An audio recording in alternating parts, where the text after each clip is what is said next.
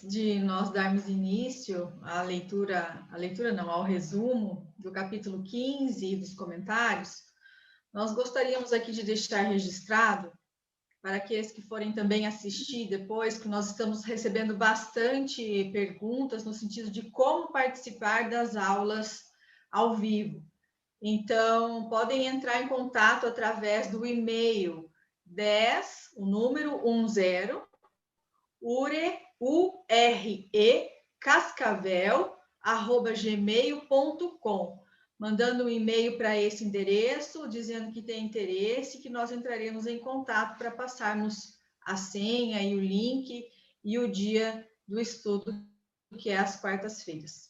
Então, hoje nós estudaremos o capítulo 15, e quem vai nos trazer o resumo do capítulo é a nossa querida amiga Jaqueline. Jaque, boa noite, seja bem-vinda.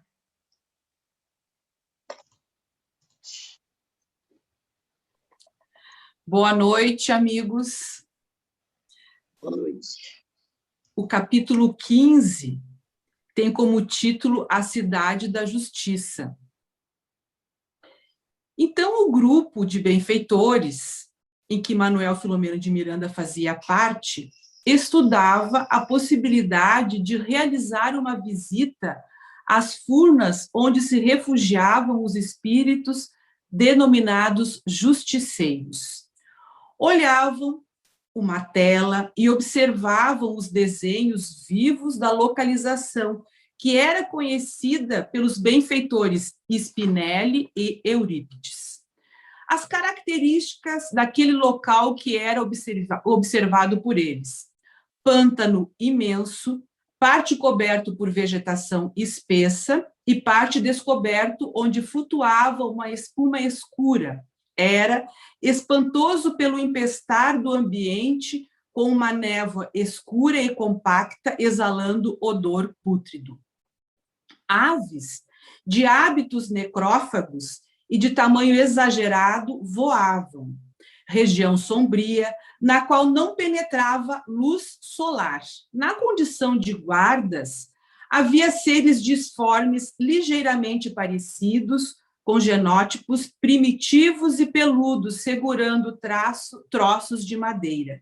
Sons estranhos e fúnebres surgiam e desapareciam em espocar de trovões.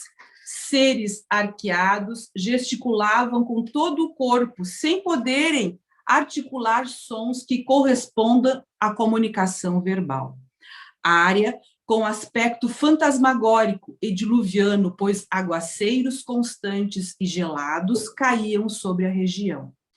Tinham como objetivo encontrar um ponto frágil daquele submundo que permitisse adentrar nas imensas fronteiras para dar início aos estudos de transladação, em considerando a transformação moral dos seus habitantes, aos milhares desde priscas eras, seria muito mais complexo do que o planificado para se produzir o deslocamento físico da comunidade e dos seus habitantes, que recalcitrasse ante as providências que os poderiam retirar para reencarnarem-se na Terra. Após estudos minuciosos, Eurípides propôs que se aguardasse a noite para que o grupo pudesse se unir com alguns arrebanhados encapuzados, atravessando a ponte estreita, estendida sobre o tremendal, e lá dentro poderiam se misturar com os grupos deambulantes. A conduta mental deveria ser de compaixão e misericórdia, para que pudessem se revestir de couraças vibratórias que os protegessem das urdiduras tóxicas do ambiente e, ao mesmo tempo, conseguir atingir a meta. Um grupo expressivo de espíritos se aproximou e foram afetuosamente recebidos por Spinelli. Se tratava de especialistas em um tipo de engenharia desconhecido por Manuel Filomeno de Miranda. Os especialistas tiveram acesso à planta da comunidade refletida naquele painel, comentaram detidamente uns com os outros a respeito dos equipamentos especiais que pudessem deslocar as edificações fluídicas. Depois de minuciosa análise, foi exposta a maneira mais eficiente para a transplantação daquele conjunto. Animais viscosos e estranhos, muitos deles resultado do fenômeno de zootropia, misturavam-se a batráquios em ininterrupto afogar-se sem parar. Estavam desencarnados, porém, despertaram naquela terrível prisão a céu aberto. Santa Isabel de Portugal, em inúmeros grupos na sua caridade inspirados, visitavam aqueles pélagos em homenagem à Mãe Santíssima, com equipes de socorristas, com redes luminosas magnéticas, que atiradas permitiam a retirada daqueles sofredores sinceramente modificados, que se imantavam às suas malhas, sendo recolhidos. As redes se rompiam quando não se tratava de uma transformação interior legítima. Região de difícil acesso. Os técnicos de socorro traçaram rotas em linha indiana, na qual se tinha o apoio para alcançar a entrada de acesso ao interior. Oraram e iniciaram a travessia. Receberam advertência a terem cuidado com os sentimentos de compaixão, pois seres que lamentavam-se e queixavam-se, compreendendo que todos aqueles haviam elegido espontaneamente o habitat, porque haviam também os farsantes que imploravam misericórdia. Eram os ardilosos obsessores, tentando afastá-los do roteiro de segurança. Depois de aproximadamente meia hora, completaram a travessia, chegando na sombria entrada onde via-se uma tabuleta grotesca com a inscrição Cidade da Justiça. Manuel Filomeno de Miranda estava angustiado e Eurípides percebeu e, de imediato, com forte vibração mental, instigou a Miranda. Pense em Jesus e seu amor, porque aqui estão, em maioria, aqueles que o detestam e aqueles outros que o defraudaram. Miranda se recompôs imediatamente e manteve o pensamento no Sermão da Montanha. Os trabalhadores do bem se espalharam pelos amplos meandros do horror, sendo que cada grupo tinha função especial adrede estabelecida. Era necessário um bom controle mental, a fim de permanecerem seguindo ao objetivo nobre. Não havia curiosidade por parte do grupo, apenas o interesse de conhecer esse submundo espiritual que existe no nosso interior, cujos atos vulgares põe a descoberto quando nas experiências carnais, assinalando o nosso perispírito com os valores que caracterizam e a morte nos leva a vivenciá-los. Em uma sala ampla, acontecia um vergonhoso simulacro da justiça. Numa agitação entre gritos e chibatadas, aplicadas por auxiliares do hediondo tribunal, foram sendo julgados os criminosos, alguns deles representantes de cultos religiosos enganadores, líderes comunitários e administradores que usurparam bens públicos.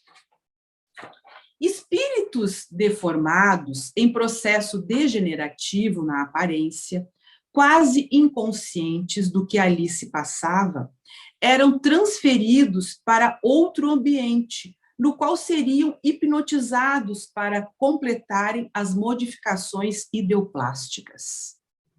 Era colocado uma espécie de coroa metálica com fios pesados que se ligavam a equivalentes equipamentos dos justiceiros hipnotizadores.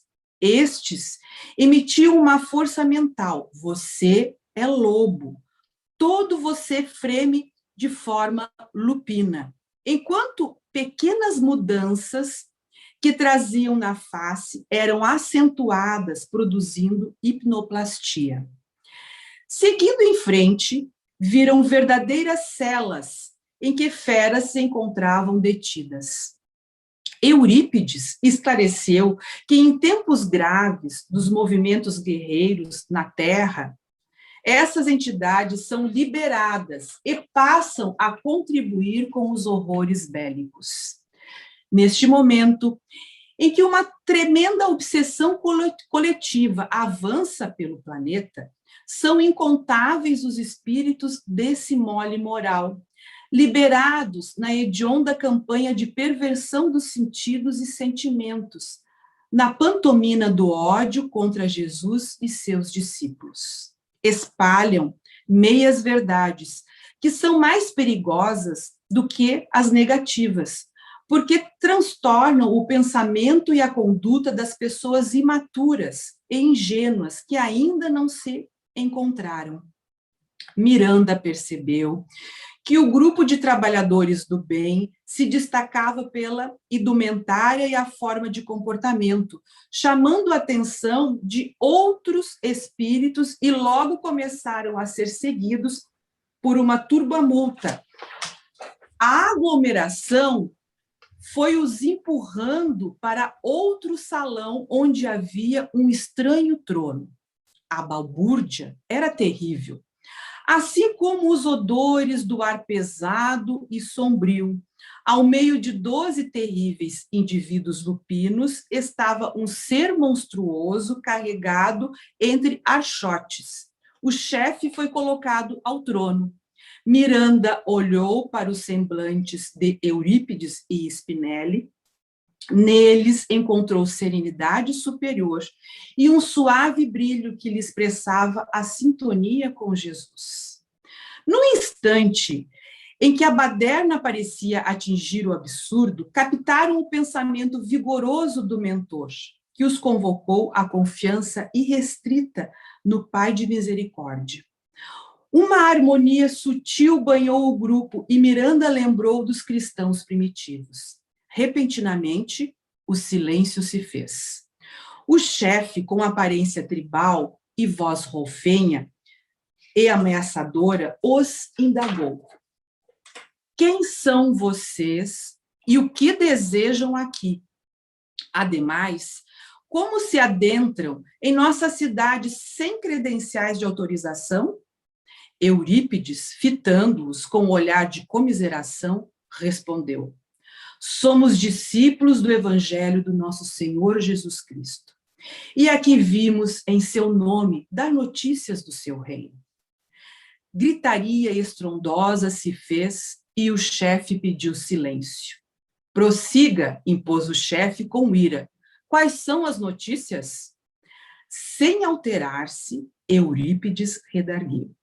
Estamos atravessando o período denominado como fim dos tempos maus. E logo mais, a justiça real será estabelecida nos corações espirituais da humanidade, sem disfarce, nem dominação arbitrária. Fomos enviados para convidarmos todos ao despertamento da verdade, facultando aos condenados a oportunidade de arrependimento, a fim de reencarnar-se em massa na redenção nos próximos, entre aspas, últimos dias. Os espíritos inferiores tentaram agredir o grupo, porém, estranha energia os impedia. Eurípides se aproximou do palanque, onde estava o trono, e com serenidade sublime disse: aqui vimos em paz, com o objetivo de ajudá-los. Jesus é o Senhor e ninguém o vence, porque é a luz do mundo, é a porta para a salvação. Por que o odiais? Os infelizes gritavam, com medo. Vociferando, o chefe desceu alguns degraus e deteve-se diante do apóstolo do sacramento. Odiamos o seu governante e construímos este reino para a justiça das suas vítimas. Destruiremos a memória do farsante da cruz. Logo mais seguirá um grupo na direção das criaturas humanas para exterminar os desventurados que a eles se apegam. Nesse momento, ouviram um alarido de vozes que formavam uma espécie de exércitos e se preparavam para atacar os seres humanos, ampliando o pavor da pandemia e dos criminosos que estavam atingindo as famílias desajustadas nos lares. Acontecia um debate da luz contra a treva. Eurípides, com força moral e fé, mostrava a fortaleza do amor de Jesus. O ambiente tenso, de baixíssimas vibrações, ante a mente cristã do grupo, foi permeado por tênue claridade que não apenas se misturava na densa névoa, como envolvia o combatente do evangelho. Ouviu-se um estrondo na caverna, repercutindo nos diversos cômodos, assustando os residentes. Manuel Filomeno de Miranda teve a impressão que o furioso chefe iria atacar fisicamente o antagonista tão próximo se acercara. Profundamente compadecido, Eurípides disse ao chefe: meu irmão, aproveita esse momento. Jesus espera por ti. Rende-te à sua misericórdia e liberta-te do ódio que te consome. Nunca, berrou o adversário. Persegui-lo-emos até a consumpção, dele ou a nossa. São séculos de horror e luta, sendo que desta vez nossos exércitos espalharão o horror e o crime entre aqueles que se vinculam. O chefe infeliz voltou-se na direção dos espíritos imobilizados em atitude de agressividade, e, enunciando palavras que pareciam cabalísticas, devolveu-lhes os movimentos a ponto de tombarem no chão. No mesmo instante, Eurípides concluiu a visita do grupo dizendo: cumprimos com o nosso dever. Ainda é tempo desde que, ao sairmos daqui, já não temos alternativa senão transplantarmos a cidade para a região do exílio que receberá os maus. Retornaram à entrada, onde encontraram os demais companheiros e fizeram o caminho de volta. A noite estava banhada de palidez, de uma luz turva que mal vencia algumas camadas carregadas de densas vibrações inferiores. Este é o resumo do capítulo 15, que logo terão os comentários dos nossos amigos Eulália e Vitor. Muito bom, Jaque. Muito obrigada. Gostaria agora, então, de chamar o nosso querido Vitor para fazer as suas considerações. Boa noite, Vitor. Boa noite, Gisele. Boa noite, Laudes. Boa noite a todos, irmãos e irmãs que nos ouvem. A leitura, ou o resumo feito pela nossa irmã Jaqueline foi muito interessante, porque a gente tem que extrair outras situações e ocorrências dessa narrativa, porque ela não estava só acontecendo naquele momento, naquele lugar, na cidade dos justiceiros. Existia um planejamento em termos planetários de que outras atividades da mesma consequência, onde estavam Spinelli, Manuel Filomeno e Eurípides, em diversos países do mundo, porque não adiantaria só trabalhar naquele local para que a transladação fosse feita. Isso no Brasil como um todo estava sendo feita talvez em horário semelhante ou no planeta inteiro de acordo com o horário local, porque isso é um planejamento que funciona só quando tudo acontece ao mesmo tempo. Então, essa cena que a nossa irmã narrou a respeito desse capítulo número 15, ela estava ocorrendo em outras situações, cada um com sua planificação. O que salta aos olhos, inicialmente, é o objetivo central, é como que isso era conquistado, como que era feito. Né? É interessante percebermos aquela tela, aquela planta, né, da cidade, como que ela tinha características na discussão do melhor local, onde chegar, etc., que aquilo era como se tivesse um zoom, em que, quando a gente está no Google Earth, a gente solicita aquela amplitude e o mapa vai aflorando, florando, e isso tudo acontecendo de uma forma incrível. Né?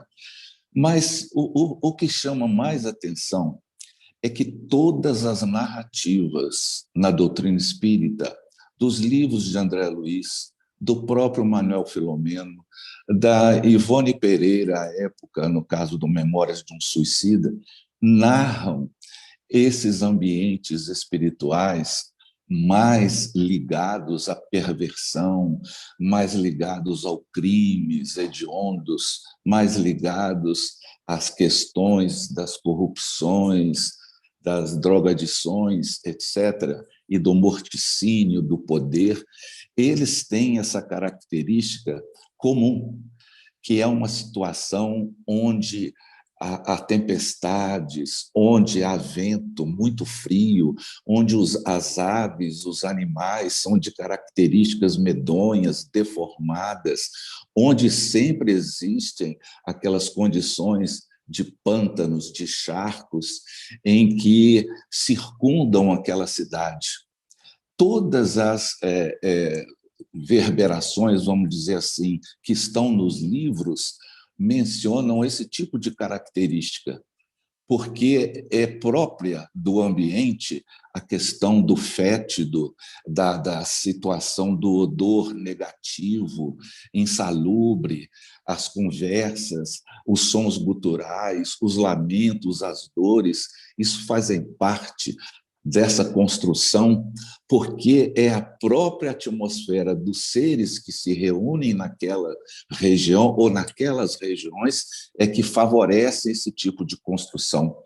A questão do embaçamento da luz não existe. Isso tudo é num turbilhão de tal forma que a gente começa a pensar naquelas caravanas que os livros também falam, né? Principalmente em Nosso Lar, dos samaritanos, vai falar também dos Legiões do Servo de Maria, no livro Memórias de um Suicida, vai falar também no livro Libertação, quando Gúbio, junto com André Luiz e Eloy, vão à procura do antigo Papa Gregório, que há mais de 700 anos estava naquela cidade estranha, e que Matilde agora solicita que o Gúbio, André Luiz e Eloy peguem aquela entidade ou tentem demovê-lo, porque ele já está em condição de ser trabalhado, de ser trazido para as regiões menos infelizes. Então, esse contexto que a gente percebe, essas caravanas, é que a gente começa a pensar na misericórdia de Deus. Como que essas entidades que sofrem a opressão de um ambiente negativo, em que o perispírito se adensa de tal forma que eles perdem a capacidade luminescente de seus corpos espirituais e tornam-se opacos para, em nome de um trabalho benemérito e misericordioso, eles se anularem dessa forma para ajudar, respirando aquele fétido em tarefas que não é só de agora, é ao longo do tempo. Imaginando aqueles legionários de Maria trabalhando em regiões mais inóspitas ainda, que seriam o Vale dos Suicidas. Ou seja, o que a gente tem que extrair disso tudo são as condições que essas entidades, por amor ao trabalho e à sua própria redenção, fazem, por isso, trabalhar nessas condições. E isso leva a crer que a solicitude da divindade se faz através desse tipo de auxílio anônimo. Ninguém sabe quem, ao longo da noite, como é que eles tiveram o mapeamento daquela cidade. Não foi com drone, não foi com nada, foram espíritos batedores que iam. Em todos os lugares tem isso, que fazem aquelas aferições e depois levam para catalogar nesses mapas, nessas plantas, como se tivesse um GPS marcando as coordenadas, porque isso tudo é trabalho de formiguinha ao longo do tempo.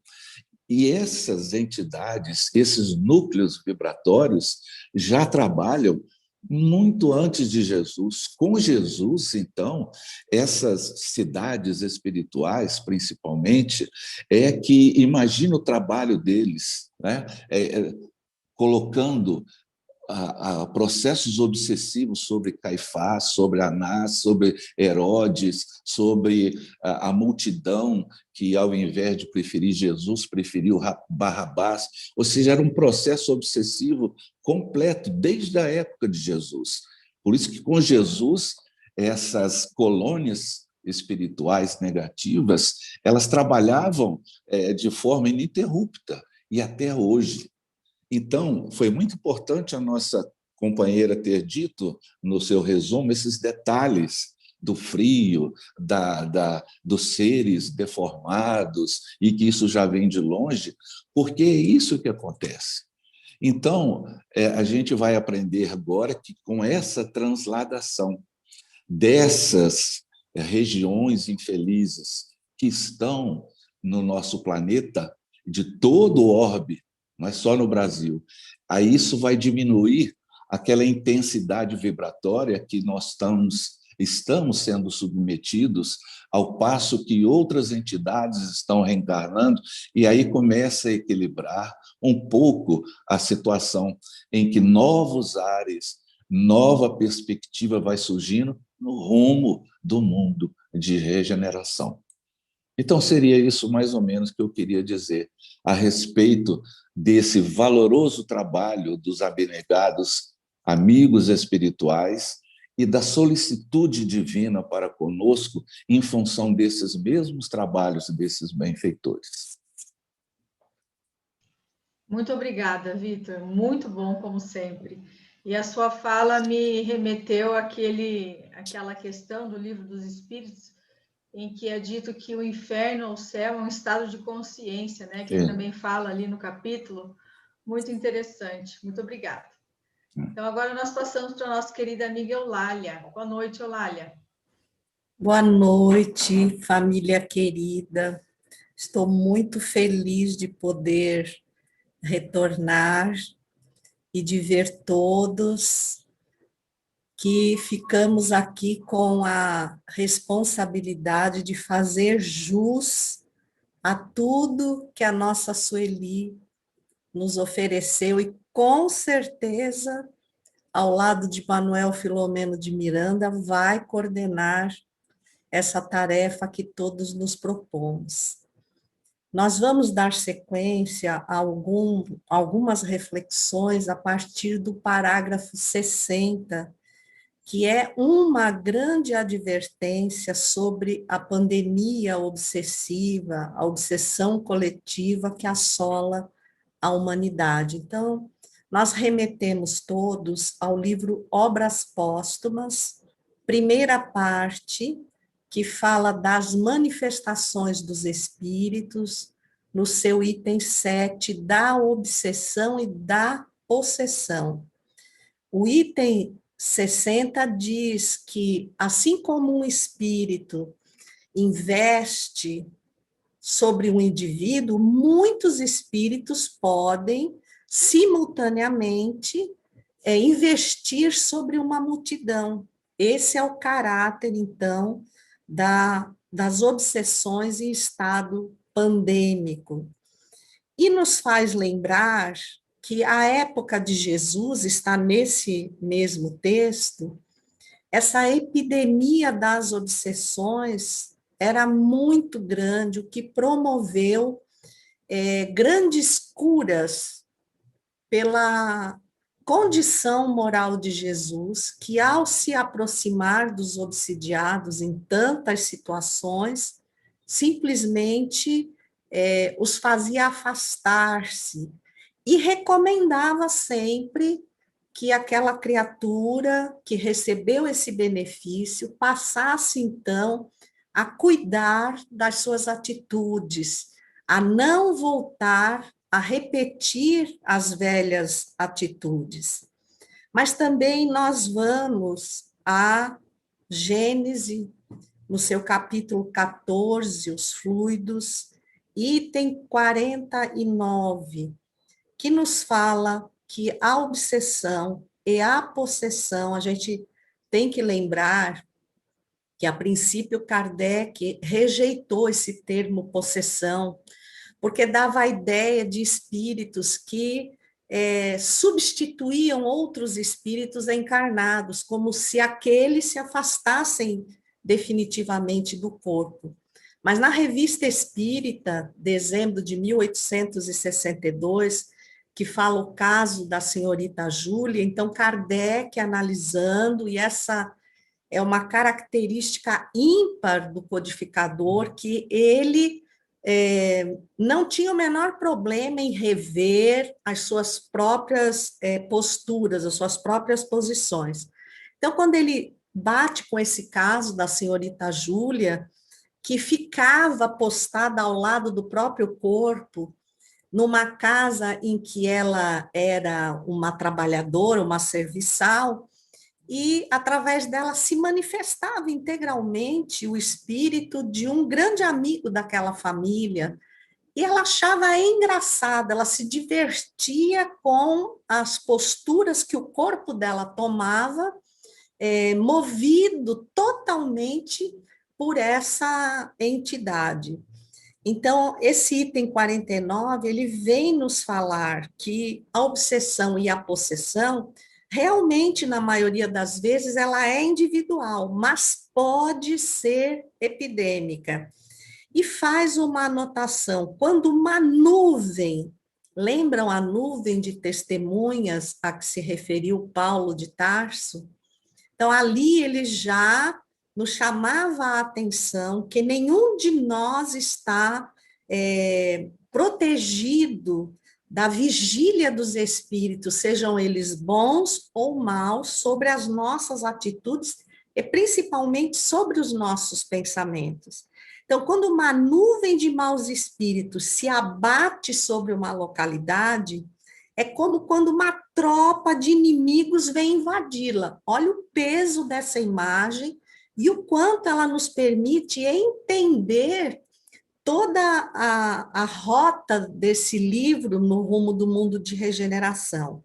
Neste caso, o número de indivíduos atingidos pode ser considerável. Então, por exemplo, na Revista Espírita, também em dezembro de 1862, os possessos da Comuna de Morzine, que começou em março de 1857, esse vilarejo incrustado, com 2.500 habitantes. Essa foi uma epidemia denominada como demoniomania, que naquele ano atingiu 27 pessoas, mas em 1863 já tinha atingido mais de 200 pessoas.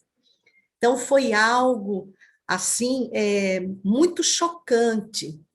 Em maio de 1863, o espírito São Luís, guia espiritual da Sociedade Espírita Parisiense, através da médium senhora Costel, passa uma mensagem muito importante, que diz que o espiritismo está chamado a prestar grandes serviços, será o curador dos males, cuja causa antes era desconhecida, e aí a gente se remete à possessão da Comuna de Morzine e vê que realmente era uma causa desconhecida, porque começou primeiro em crianças, mais adolescentes, que tinham uma espécie de convulsão e que eram portadoras de uma força descomunal e depois foi tomando conta de muitas pessoas.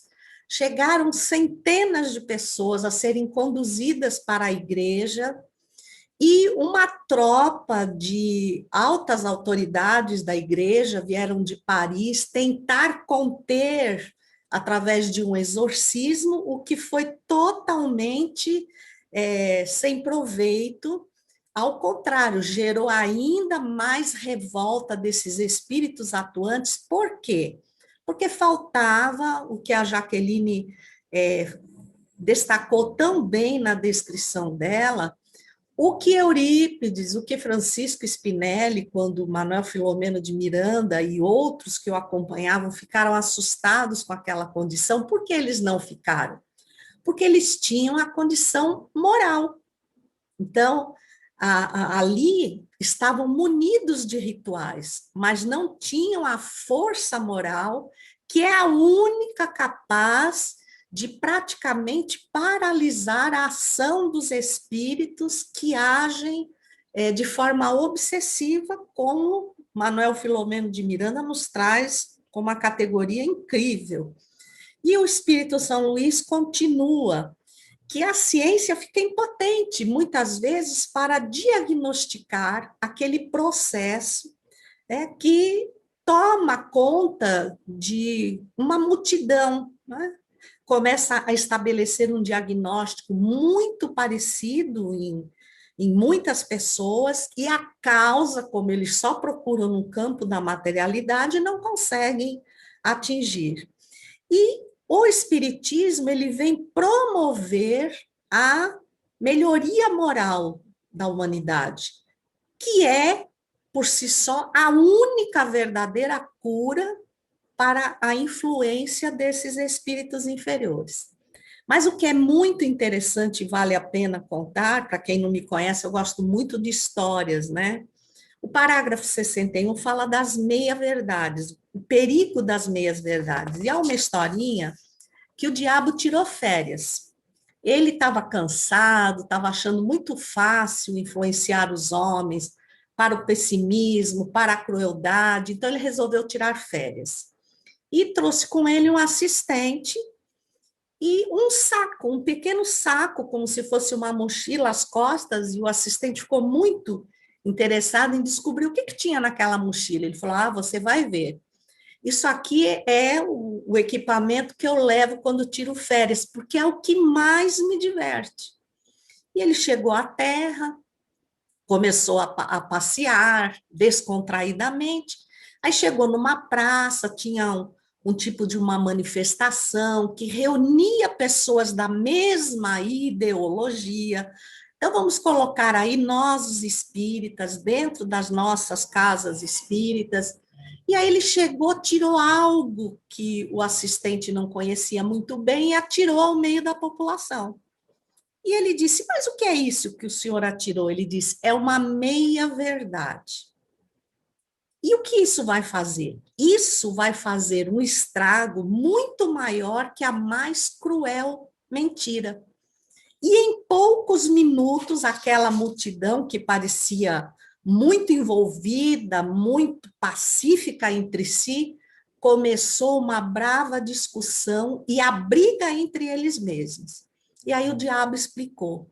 A meia-verdade lança uma dúvida tão terrível na mente das criaturas que, na maioria das vezes, leva ao desafio, à contenda e à separação. Uma meia-verdade, digamos assim.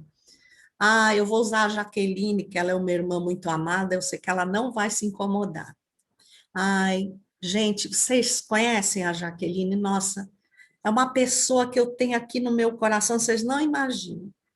Tenho um carinho, um amor por ela, mas eu estou tão preocupada com ela. Vocês sabem o que aconteceu? E aí eu começo com a característica de quem muito ama, eu começo a ressaltar uma deficiência, um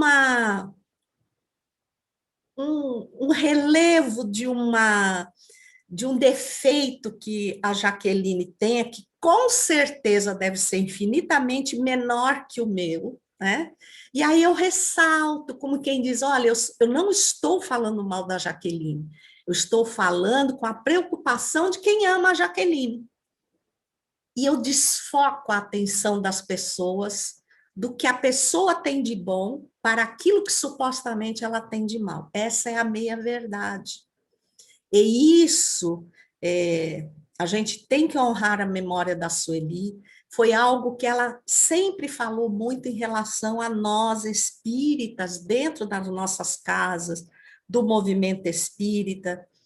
No parágrafo 63, ele vai dizer, né, que a imaginação daqueles espíritos devotados ao mal, ela não tem limite. Então, ela consegue permear os meandros mais minuciosos dos nossos pensamentos e ali interferir, testando as nossas resistências. Nós vivemos um tempo de intenso testemunho. Então, é a resistência moral que está sendo testada.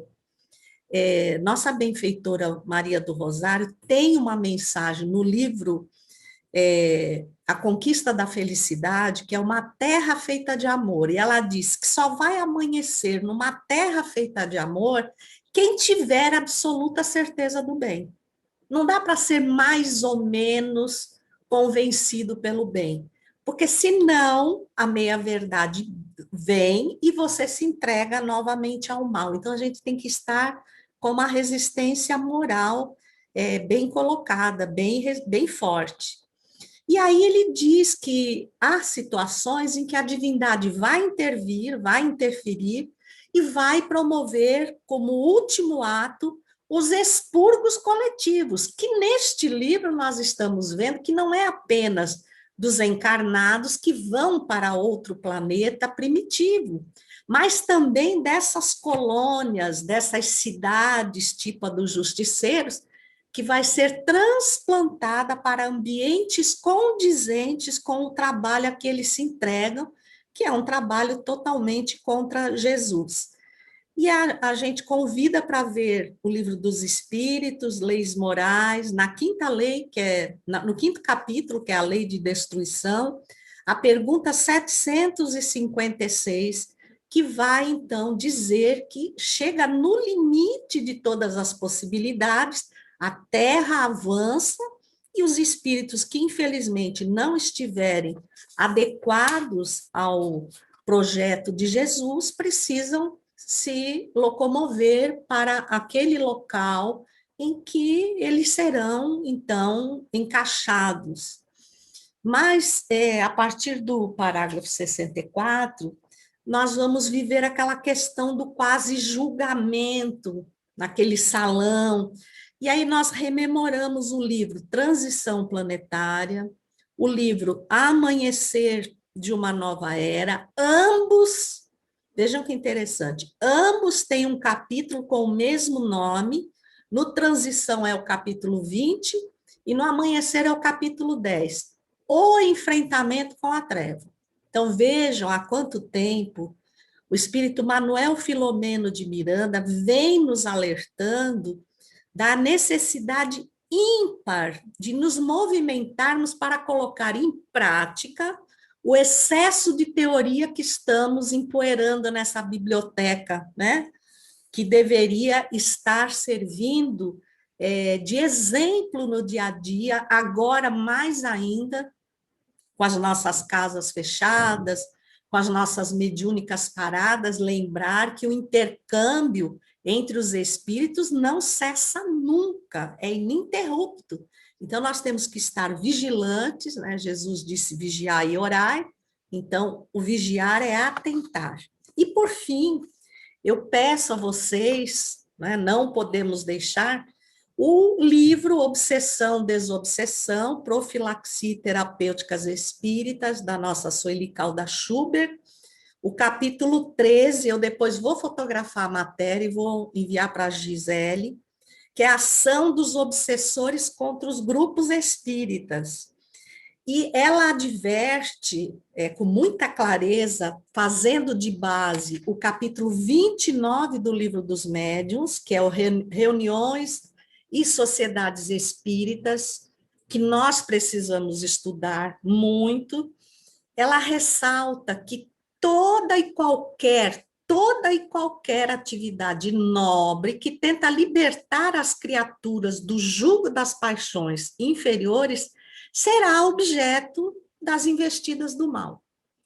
Ela está falando dos grupos espíritas, onde isso deveria ser mais evitado, porque supostamente nós deveríamos ter estudo, nós deveríamos colocar em prática, fora da casa espírita, o que vimos aprendendo na casa espírita, mas ela adverte que nós continuamos invigilantes, descuidados, oferecendo campo às mentes desequilibradas, e elas se acercarão sutilmente de nós e nos afastarão com influências concretas, até mesmo nosso afastamento ou a cisão das casas. E este momento que nós vivemos é o momento em que uma brasa foi afastada da fogueira e quer por si manter-se acesa. Então, a gente tem que continuar vinculado a grupos de estudo para não perder a memória, que a gente perde muito rápido, do que nós devemos fazer e do quanto nós devemos colocar em prática. E eles são tão sutis, que eles colocam na sua cabeça algo que é a meia-verdade, que não é ruim, que parece até bom. Eu não tenho correspondido a tudo que eu aprendo. O grupo está tão maravilhoso, eu tenho feito tão pouco, eu acho que eu acabo perturbando, prejudicando, então melhor será que eu me afaste. Eu recomendo também o livro Diálogo com as Sombras, de Hermínio Miranda, no capítulo 4, que explora as técnicas e os recursos que os espíritos, porque eles são inteligentes, eles têm muita experiência, e eles conseguem driblar a nossa camada, a nossa maquiagem de bons espíritos, porque no cerne nós temos muita fragilidade, né? E ela adverte que a ação desses obsessores não fica circunscrito nem aos grupos mediúnicos, nem às casas espíritas. Essa é a razão pela qual os benfeitores espirituais nunca se cansam de nos alertar de que não adianta saber de cor páginas, lições, livros, mas se nós não vivenciarmos, se nós não buscarmos domar as nossas más inclinações, com todo o limite do nosso esforço, como está no capítulo 17 do Evangelho, como está na pergunta 909 do Livro dos Espíritos, é o esforço, não é a perfeição, né? Então, o esforço, por si só, já nos coloca numa condição menos frágil de sermos, então, abordados por esses espíritos infelizes, porque o que eles querem é a dissensão, é a separação, porque deixando de ser um feixe de varas, nós, distanciados, somos mais frágeis. Então, que esse alerta que este livro tem nos dado, que a gente não esqueça de colocar em prática na nossa vida cotidiana, é o que eu tinha a dizer, e muito, muito, muito a agradecer por tudo. Nós é que agradecemos, querida. As pessoas estão ali emocionadas, agradecendo as contribuições valorosas, todas as indicações de complementação. Realmente um estudo que vale a pena. Obrigada. Agora nós vamos para as perguntas, começando com a querida Ângela. A pergunta é a seguinte: os mentores, na sua visita no submundo, dão a última chance aos espíritos endurecidos e diz-lhes: ainda é tempo, desde que ao saírem daqui já não teremos alternativa, senão transplantarmos a cidade para a região do exílio, que receberá os maus. Daí a pessoa faz um comentário. Na Gênesis, capítulo 17, julgamento final, ponto 63, é tratado exatamente sobre este assunto. Por favor, nos deem mais esclarecimentos. Boa noite, Ângela. Boa noite, Gi. Boa noite, amigos queridos. Uma alegria estar com vocês nesse estudo que nós esperamos todas as quartas para chegar, né? Essa pergunta, quando eu a recebi para que nós pudéssemos buscar reflexões sobre ela, eu confesso que ela me trouxe uma grata satisfação, porque quem a formulou conseguiu, de certa forma, compreender aquilo que o capítulo nos trouxe tão bem detalhado, e buscando lá em A Gênese, quando Kardec vai lá no capítulo 17, ele vai tratar sobre as predições de Jesus no Evangelho. E ao tratar das predições de Jesus, quem formulou a pergunta conseguiu captar um ponto que existe lá na Gênese do julgamento final. Porque quando nós lemos lá em Mateus, e Kardec traz isso em A Gênese, esse trecho da passagem de Mateus, quando Jesus fala lá no capítulo 25 de Mateus, nos versículos 31 a 46, quando Kardec vai inserir ali a passagem, quando o mestre diz: ora, quando o Filho do Homem vier em sua majestade, acompanhado de todos os anjos, sentar-se-á sobre o trono de sua glória, e todas as nações, estando reunidas diante dele, separará umas das outras como um pastor separa as ovelhas dos bodes. E aí descreve o que o Mestre Jesus fala.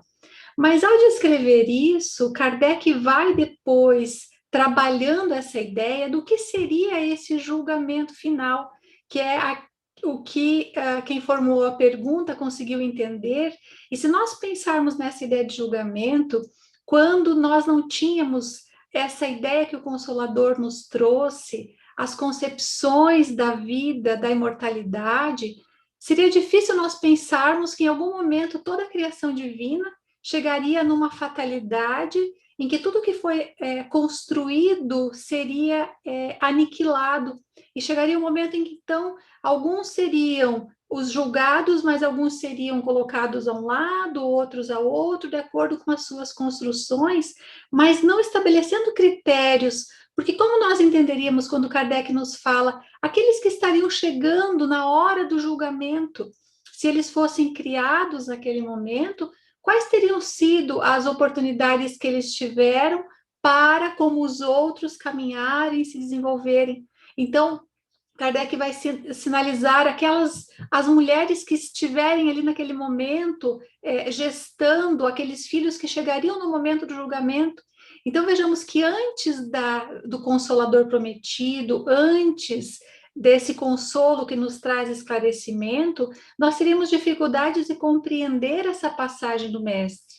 Mas lendo esse capítulo que Manuel Filomeno de Miranda detalha tão claramente, e conhecedores hoje que nós somos, de que nós criamos na nossa estrutura mental a nossa realidade, nós vemos de fato o que faz com que cada espírito, utilizando o seu livre-arbítrio, vá construindo, distanciado das leis divinas, distanciado do encontro para o que nós fomos criados, criando aqueles ambientes de sofrimento. E nesse momento, então, quando nós chegamos nessa fase em que a Terra está candidatada a chegar num outro patamar evolutivo, no momento de avançar, teremos esse julgamento final. Mas como Kardec nos coloca em A Gênese, diz ele, devendo o bem reinar sobre a Terra, é necessário que os espíritos endurecidos no mal e que poderiam trazer perturbação dela sejam excluídos. Deus deixou-lhes o tempo necessário para a sua melhoria, mas, tendo chegado o momento em que o globo deve se elevar à hierarquia dos mundos, pelo progresso moral de seus habitantes, a estada como espíritos e como encarnados. Então, aqui Kardec faz essa distinção, e o que nós vemos no capítulo é exatamente isso, porque eles estão falando de espíritos que não estão encarnados. Então, veja que ele trata aqui de encarnados e desencarnados. Nele será interditada a permanência, então, desses espíritos, que não aproveitaram as instruções que estiveram livres para ir receber. É exatamente aquilo que Manuel Filomeno de Miranda nos coloca, quando, ao adentrarem naquele processo, naquelas furnas, quando eles são lembrados do sentimento de compaixão, em que ele esclarece que ali eles estão por vontade própria. Então, aqui Kardec vai, ao estabelecer o seu raciocínio acerca do julgamento final, vai nos dizer que nós podemos entender isso em alguns aspectos. E ele vai nos falar sobre o aspecto material desse julgamento. Então, ele nos diz que, materialmente, a ideia de um julgamento único era, até certo ponto, admissível para aqueles que não procuravam a razão das coisas. Mas que hoje, materialmente, nós entendemos que esse julgamento, que esse processo de transição, ele se dá, mas não de forma absoluta, porque o planeta transita. Aqueles que estiverem em sintonia com essa proposta nova para o qual o planeta se endereça, permanecerão.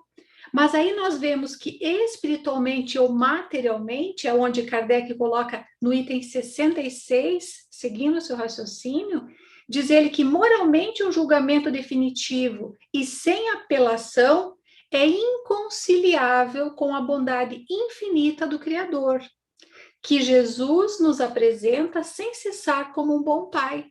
E é exatamente isso que nós vemos, esses espíritos que têm a oportunidade desse arrependimento, porque nós vemos que o benfeitor ali, Eurípides, vai até o último momento, até o último segundo em contato com aqueles espíritos, concitando-os para que possam fazer esse arrependimento, que decidam-se reconduzir as suas escolhas, mas que, uma vez que não há o livre-arbítrio de cada um, não é desrespeitado, eles então são conduzidos para uma outra experiência. É nesse sentido que moralmente, então, esse julgamento final se dá, porque é o final de uma etapa e o início de uma outra. Mas se não existisse esse momento, então, da finalização, nós poderíamos ver como Kardec iniciou as reflexões, dizendo que esses que permaneceriam continuariam perturbando o processo dos demais. Então, nós vemos, e aqui lendo, por isso iniciamos a nossa fala dizendo que fomos surpreendidos como quem formulou a pergunta conseguiu captar com riqueza de detalhes esse processo desse julgamento, ou seja, dessa avaliação que é feita através da misericórdia divina, porque como tão bem nos colocou a nossa querida Eulália, os nossos amigos que antecederam, esses espíritos abnegados, servidores do Cristo, fazem todo esse esforço para estarem ali junto àqueles que se distanciaram voluntariamente das leis soberanas. Então, nós vemos aqui o amor predominando em todos os momentos, porque nós poderíamos entender, numa visão muito limitada, de que esse julgamento era uma finalização voluntária, deliberada, e isso não se dá. Então, nós vemos a misericórdia atuando ali naquele momento. Nós vemos o amor utilizando as suas ferramentas várias para que possa dar novas oportunidades a esses espíritos agora, que precisam de experiências outras, que a sabedoria divina encaminhará para que continuem o seu processo evolutivo. Então, nós vemos o amor em ação, nesse julgamento final. Então, fica o convite para que nós possamos ir lá na Gênese e agradecemos essa pergunta que nos fez muito bem, foi muito enriquecedora para nós. Excelente, amiga, obrigada. Agora nós vamos, por ordem alfabética, passar para a pergunta para o nosso querido Lincoln. A pergunta é assim: poderia nos falar mais a respeito destas malhas magnéticas referidas na página 227, utilizadas por Santa Isabel de Portugal como funcionam e se existe alguma outra referência sobre este mecanismo de resgate em outras obras espíritas? Boa noite, Lincoln. Muito boa noite a todos, os irmãos que nos reunimos neste banquete de alegria e estudos que realizamos toda quarta-feira. A primeira mensagem, a primeira consideração que eu faria, repetindo um pouco aquilo que Vitor, Eulália e Ângela já falou, é sobre a grandeza da misericórdia divina. Desde a conclusão que a Ângela comentou agora, em que Eurípides Barçanufo, comandando um grupo de espíritos, chega à frente do comandante de uma unidade, né, de ação no mundo espiritual inferior, convida espíritos para irem na direção do Cristo. E a mensagem e a descrição que é feita nesse capítulo daquele ambiente, como já foi dito, e que o Vitor ressaltou também a existência dessas mesmas descrições em outras obras, especialmente o Nosso Lar, livro Libertação. Poderíamos acrescentar aí também Obreiros da Vida Eterna, nos seus capítulos 6, 7 e 8, onde Zenóbia conduz uma ação ali para resgatar um ser querido dela. Nós vemos que a misericórdia divina jamais abandona qualquer um dos seres da sua criação. Há uma figura muito interessante que os espíritos colocam, é que nós estamos mergulhados em um oceano do amor divino. Então, tudo o que existe na criação está vinculado a esta inteligência suprema do universo, que é Deus. É por isso que nenhum ser está desamparado. Quando nós observamos essas descrições que são feitas dessas zonas de dor e sofrimento, nós verificamos o quanto devemos ficar alertas em relação ao que nós estamos hoje produzindo em nossas ações, pensamentos, palavras, e em que condições estamos conduzindo-nos no enfrentamento das nossas experiências, nós que estamos encarnados, porque conhecedores dos efeitos daquilo que nós estaríamos produzindo, podemos tomar as medidas preventivas necessárias para não cairmos nesses quadros terríveis de dores que nascem dos remorsos, que nascem dos atos que nós praticamos. Mas foi interessante neste capítulo que Manuel Filomeno de Miranda parece que fez uma pequena pausa nas narrativas descritivas desse mundo espiritual e da ação dos espíritos naquele ambiente, para lembrar uma figura muito interessante, que é a Santa Isabel de Portugal, mencionada aqui, que inspiradas e homenageando a Mãe Santíssima, que trabalha também no mundo espiritual, socorrendo especialmente os suicidas, com as suas equipes, como foi lembrada pelo Vitor, também nessas regiões de dor e sofrimento, ela conduz equipes socorristas com as denominadas redes luminosas e magnéticas, que são atiradas nesse chamado tremedal, como menciona o item, que são aqueles pântanos, aqueles lamaçais, os abismos onde estão localizados esses seres que traíram a própria consciência e se permitiram chegar a esta condição. Por aí nós vemos, então, a ação de espíritos benfeitores em caravanas que vão pelos mundos de sofrimento, ou pelas regiões de sofrimento, para tentar resgatar os espíritos que ali estão.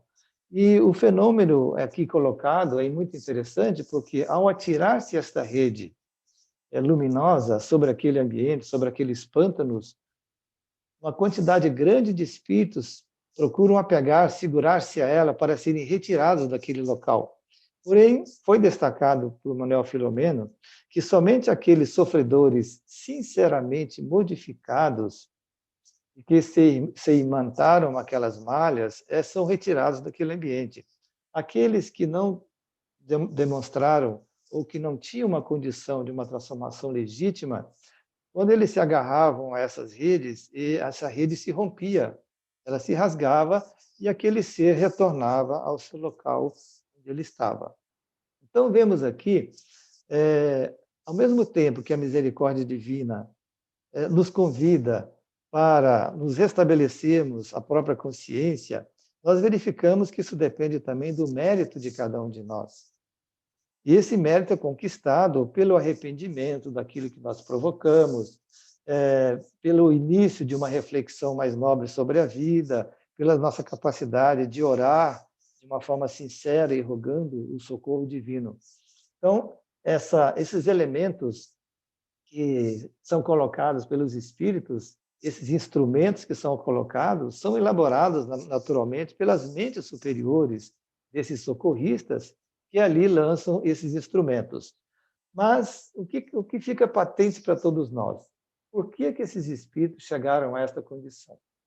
E aí nós vamos lembrar que o pensamento e a vontade são base de toda a nossa realidade. Vamos lembrar aqui no livro Nosso Lar, no capítulo 37, conforme a narrativa de André Luiz, pela mediunidade de Chico Xavier, que a ministra veneranda lembra o seguinte, que o pensamento é uma força viva em toda parte. É uma atmosfera criadora que envolve o Pai, Deus, e os seus filhos, todos nós. Envolve causas e efeitos em todo o lar universal. Através do pensamento, transformam-se homens em anjos, a caminho do céu, ou se fazem gênios diabólicos a caminho do inferno. Naturalmente, aqui, destacando que céu e inferno, então, são estados de consciências de todos nós.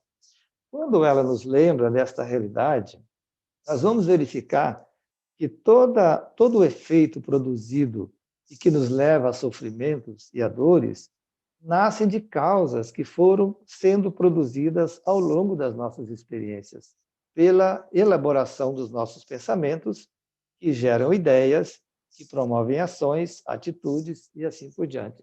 Então, o pensamento é base de toda a nossa vida. Na verdade, a nossa vida real mesmo é a vida mental, não é aquela vida que nós fazemos parecer às demais pessoas. Nós somos aquilo que nós pensamos. A nossa realidade está no pensamento. E junto com esta realidade do pensamento, o Espírito Emmanuel nos lembra, justamente no livro Pensamento e Vida, de um outro elemento importantíssimo no exercício da nossa liberdade de pensar.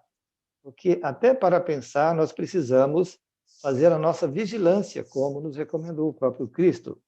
Ele recomendou-nos vigiar e orar. Vigiar a nossa casa mental, para que dela retiremos o melhor que possamos, vigiar a nossa casa mental, para que nela permitamos entre somente aquilo que interesse ao nosso bem, renegando tudo aquilo que não nos interessa, e as orações que nos fortalecem para discernir entre uma coisa e outra e buscar os recursos na divindade para nos fortalecerem justamente nessa vigilância. Então, a vontade, quando Emmanuel fala no capítulo 2 do livro Pensamento e Vida, ele nos fala que a vontade o pensamento é uma força eletromagnética. O pensamento, a eletricidade, o magnetismo se conjugam de alguma forma na vida universal e cria esta gravitação e afinidades, assimilando e desassimilando os campos múltiplos da forma, desde o nosso corpo até o ambiente que nós produzimos mentalmente. Mas, se o pensamento tem esta força toda, a vontade é que produz um impacto dominante sobre os resultados do exercício do nosso pensamento.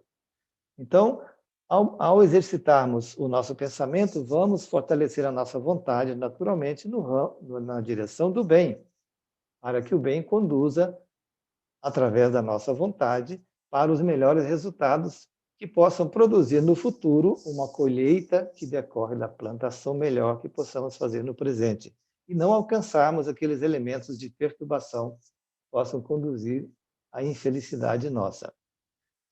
Muito bem. Nós trouxemos aqui um exemplo de uso dessas energias que os espíritos colocam para conter, digamos, o avanço das forças desequilibradas, de seres desequilibrados. Quem já leu o livro Transição Planetária vai lembrar que no capítulo 7º, o Dr. White enfrenta um grupo de espíritos agressivos como uma organização de bandidos desencarnados, porque os espíritos benfeitores chegaram naquela região onde aconteceu aquele tsunami em 2004, nas tarefas de resgate de todos aqueles que estavam desencarnando. E as organizações espirituais inferiores, que consideravam-se proprietários e donos daquela região, aguardavam também aqueles que desencarnavam para aplicarem ali a sua justiça, os seus códigos de justiça. Então, quando o chefe daquela ordem, daquela organização, deu ordem para atacarem, o Dr. White se concentrou profundamente diante dos agressores e se transformou em uma lâmpada, esplaindo claridade que envolveu toda aquela horda. E ele falou como se ele fosse a consciência de cada um daqueles que ali estavam. Enquanto ele falava, ele ia aos poucos resgatando aquelas vidas, aquelas consciências, para uma atitude mais equilibrada no seu pensamento, buscando que a sua vontade decidisse naquele momento para o que era melhor para si. E o interessante é que espíritos que estavam acompanhando aquele líder perverso começaram a deslocar-se do lado dele e tomar o lado onde estava o Dr. White. Então, vejamos aqui a força do pensamento, onde ele atua para o bem, resgatando as almas pela sensibilização, de alguma forma conduzindo essas almas, esses espíritos, para o reduto de tratamento adequado e encaminhamento para futuras reencarnações mais equilibradas. E então, nós vemos, no final daquele capítulo, o Dr. White lembrar-nos a todos que Jesus sempre vence. E desta maneira, nós temos aí um exemplo vivo de como essas energias que são manipuladas pelos espíritos podem incentivar aqueles que sofrem a buscarem a luz e abandonarem definitivamente as sombras onde se localizam. No Obreiros da Vida Eterna, lembrando ainda, vamos ver a irmã Zenóbia, que é diretora da Casa Transitória, em determinado momento do capítulo 8, autorizar um dos seus auxiliares a atirarem redes luminosas que se desdobravam à frente deles para proteger contra os ataques que eles estavam sofrendo ali. Então, mais um momento em que essas redes luminosas são utilizadas. Agora aqui, para proteger o grupo de espíritos que estavam ali em trabalho de resgate daqueles irmãos. Foi utilizado posteriormente também a remessa de setas ou fios luminosos para o outro lado do abismo, para que aqueles que desejassem juntarem-se ao grupo de salvacionistas ou de socorristas atravessassem um abismo que separava o grupo dos benfeitores com o grupo dos espíritos que estavam ali inferiores.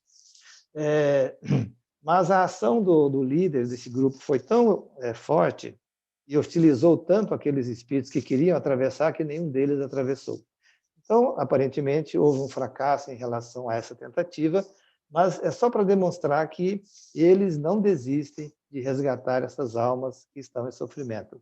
Então, fica aí o nosso registro, nesse sentido de que nós devemos buscar o fortalecimento dos nossos pensamentos, assim como o direcionamento exato da nossa vontade, para que, através desses instrumentos, possamos exercitar o nosso livre-arbítrio de maneira mais serena e harmoniosa possível e equilibrada, para semearmos no campo da plantação da nossa atual encarnação as melhores árvores que sedimentem os melhores frutos para colhermos no futuro, contando sempre e naturalmente com Jesus, que é o nosso modelo e guia. Isto que queríamos comentar, Gisele, devolvo a palavra. Muito obrigada, Lincoln. Excelente a sua contribuição, seus apontamentos. E agora a gente vai convidar o nosso querido amigo Negrão para responder a última pergunta.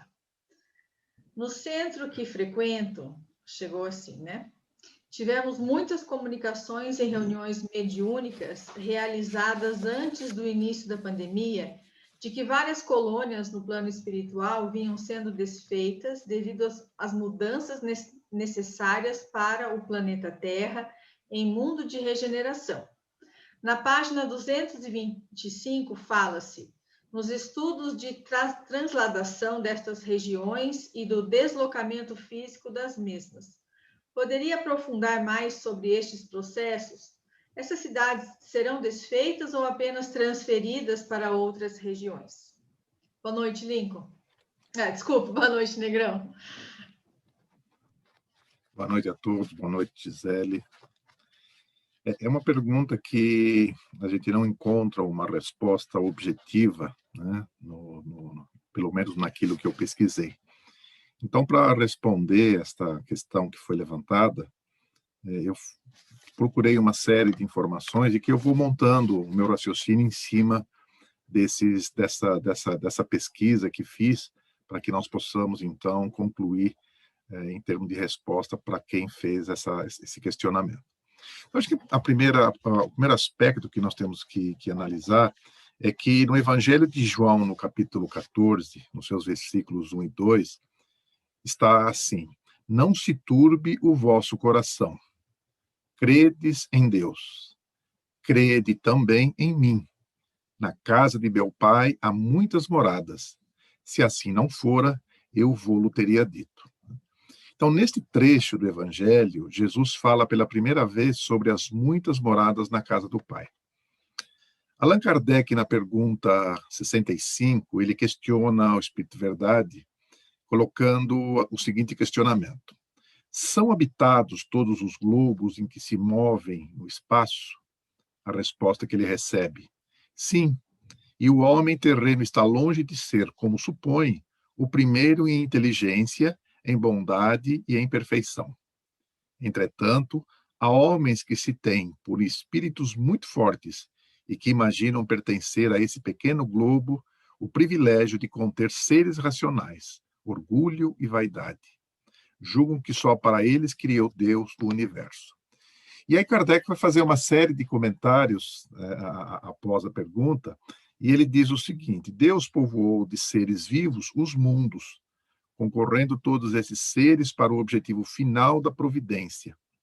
Acreditar que só os haja no planeta em que habitamos, fora duvidar da sabedoria de Deus, que não fez coisa alguma inútil. Certo, a esses mundos há dele ter dado uma destinação mais séria do que a de que nos recriarem à vista. Aliás, não há, nem na posição, nem no volume, nem na constituição física da Terra, que possa induzir a suposição de que ele goze de privilégio de ser habitada, com exclusão de tantos milhares de milhões de mundos semelhantes. Então, nós vamos vendo dentro dessa construção que, na verdade, né, existem muitas moradas na casa do Pai. Não somente mundos físicos, entendo assim, né, como também esses ambientes que foram descritos agora há pouco pelos companheiros, pela Jaqueline no seu resumo, pela Ângela, pelo Vitor e pela Eulália, né, e pelas próprias respostas que nós recebemos anteriormente. E também nós temos lá no Evangelho segundo o Espiritismo, no seu capítulo 3, há muitas moradas na casa de meu pai. Ali são tratados os diferentes tipos de mundos, e Santo Agostinho vai comentar sobre a progressão dos mundos no item 19, que diz o seguinte: o progresso é lei da natureza. A essa lei todos os seres da criação, animados ou inanimados, foram submetidos pela bondade de Deus, que quer que tudo se engrandeça e prospere.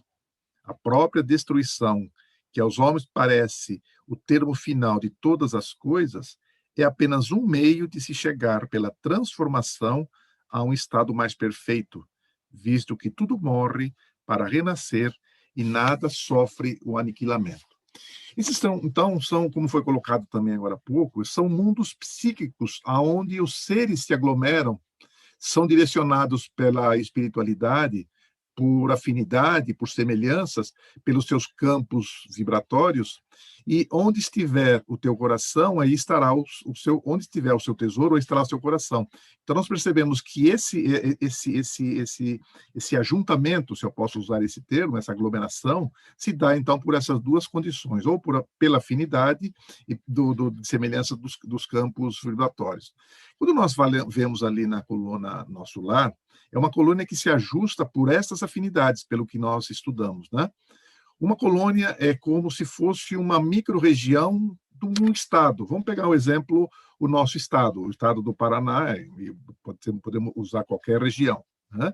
Nós temos as micro-regiões que elas se destacam muitas vezes por ajuntamento de nacionalidades, né? Os alemães, os italianos, né? Nós temos regiões aqui no estado que têm esse tipo de aglomeração, se reuniram ali pelas suas afinidades, né? Mas fazem parte do mesmo estado. E as micro-regiões compõem os estados, que, por sua vez, comporão o Brasil, que compomos a América e compomos o mundo, né? Então, temos uma característica em cada uma dessas regiões, sotaque, fala, costumes, né? E os espíritos superiores se utilizam desta mesma técnica, se podemos dizer assim, pois isso facilita o trabalho deles para socorrer os desencarnados nas diversas regiões. Então, temos diversas colônias em cada região. Na Bahia, por exemplo, existe uma colônia chamada Redenção, que abrange todo o estado da Bahia, e o Centro Espírita Caminho da Redenção, do nosso Divaldo, né, está ligado a esta colônia.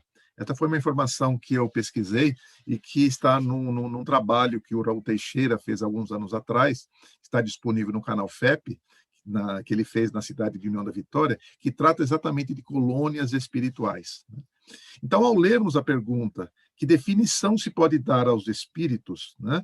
Essa pergunta que também foi feita por Kardec, na pergunta 76, a resposta é: pode dizer-se que os espíritos não são os seres inteligentes da criação, povoam o universo e fora do mundo material. Então, nós vamos vendo que aqui ele diz que é o universo, né? Os espíritos povoam o universo, e não um planeta específico, né? Nessas condições, então, na pergunta 176, Kardec pergunta: depois de haver encarnado noutros mundos, podem os espíritos encarnar neste, sem que jamais aí tenham um estado? A resposta: sim, do mesmo modo que vós em outros. Todos os mundos são solidários. O que não se faz num, faz-se no outro. Então, nós vamos percebendo que essa resposta nos leva àquele conceito que está na Gênese, que fala sobre a migração, as migrações espirituais, né?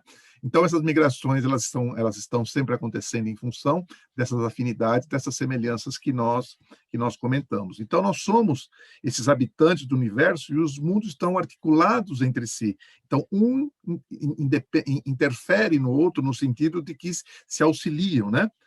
E com isso temos a classificação dos mundos, que está lá também no Evangelho, as 5 categorias dos planetas, e nós vamos ver lá os mundos primitivos, os mundos de provas e expiações, né? Os de provas e expiações, que é a nossa condição, onde espíritos inteligentes, porém sem moralidade e resistentes às mudanças, né? E são espíritos que têm muitas migrações, esses planetas, né? Porque esses planetas de provas e expiações, eles recebem e enviam muitos espíritos para os diversos lugares. Os planetas de regeneração, né, que são planetas ainda que não são os de maior elevação moral, mas são planetas que se caracterizam pelo forte anseio de mudança e desejosos de se transformarem no bem, né? Os ditosos, que são os mundos felizes, o bem já sobrepuja ao mal, e os celestiais, que nós nem temos condições de imaginar como sejam, mas que estão destinados aos espíritos, né, no seu grau máximo de evolução. Então, é importante percebermos que nessa escala não é como se fosse uma escada, né? Porque a gente não sai da condição de um planeta de primitivo, um planeta de provas e expiações, num momento único, né? Saímos da condição A e vamos para a condição B. É como se nós tivéssemos uma rampa, né? Por quê? Porque é uma rampa muito suave que vai fazendo com que a gente vá crescendo, saindo da condição de um planeta de provas e expiações para um planeta de regeneração e assim por diante, como nós comentamos. Então, entendo, então, que sempre teremos as duas situações, sejam elas transferidas como um bloco, quanto aquelas por afinidades que vão sendo feitas especificamente. E quando foi feito um comentário agora há pouco pelo Lincoln, né, e também pela Jaqueline e a Ângela, que fizeram, a Ângela também respondeu, pela descrição que foi feita da psicosfera que existe desses ambientes, né? Como está descrito aí no capítulo 15, nós vamos percebendo que tudo isso interfere na psicosfera da onde essa colônia está localizada. É o que nós estamos percebendo, né? Pelo que nós estamos lendo aí no livro No Mundo de Regeneração, nós vamos percebendo que esse ambiente desconfortável, essa psicosfera que nós estamos vivendo no nosso planeta, ele é oriundo de toda essa conjunção, de todas essas realidades que nós estamos falando. Então, na verdade, sim, haverá em alguns momentos uma transferência, como está sendo discutida, né, no capítulo 15, e mais à frente nós vamos verificar o que aconteceu. E nós vamos vendo, então, que essa transferência ela pode ser por uma comunidade, né? Como existe essa ligação, por tudo isso que foi colocado nessa colônia dos justiceiros, mas também poderão acontecer através das migrações dos espíritos nas suas condições específicas, né? Individuais. Então, cada um vai para um local onde tem a sua afinidade, onde tem essa sintonia vibratória. Então, era isso que eu trouxe como pesquisa para essa pergunta. Espero ter respondido isso à companheira, ao companheiro que fez esse trabalho. Muito obrigada, Negrão. Obrigada a todos os queridos amigos, coordenadores desse estudo, que nos trouxeram um pouquinho mais de esclarecimentos, de consolações, enfim, de oportunidade para que a gente possa aprofundar os nossos conhecimentos.